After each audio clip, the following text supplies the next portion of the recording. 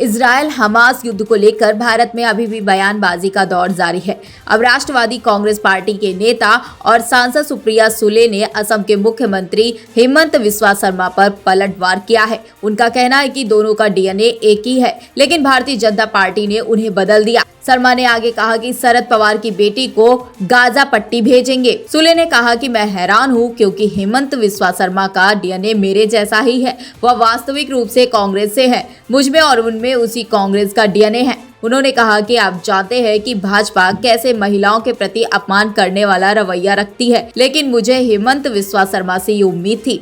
उन्होंने कहा कि मुझे देखकर हैरानी होती है कि कैसे रवैया महिलाओं की तरफ बदल गया। शायद भाजपा में जाने की वजह से ऐसा हुआ है। भाजपा आईटी सेल को यह समझाना चाहिए कि शरद पवार ने क्या कहा था, उनका पूरा बयान सुने। फिलिस्तीन को लेकर दिए गए बयान पर शर्मा ने पवार पर निशाना साधा था। उन्होंने कहा था कि मुझे लगता है कि शरद पवार सुप्रिया मैडम को हमास के साथ लड़ने के लिए गाजा भेजेंगे। आगे पवार ने कहा था कि पूरी जमीन फिलिस्तीन की है और इजराइल ने उनकी जमीन पर अतिक्रमण किया है। वो जगह, जमीन और घर सब फिलिस्तीन के थे और बाद में इजराइल ने इस पर कब्जा कर लिया था। इजराइल बाहरी है और जमीन फिलिस्तीनी की है।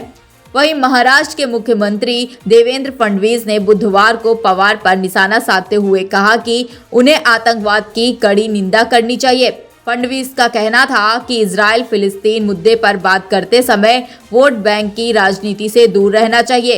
पूर्व रक्षा मंत्री पवार ने इस सप्ताह की शुरुआत में कहा था कि हमास इजराइल युद्ध पर प्रधानमंत्री मोदी के बयान विदेश मंत्रालय द्वारा व्यक्त किए गए विचार से अलग स्थिति बताते हैं।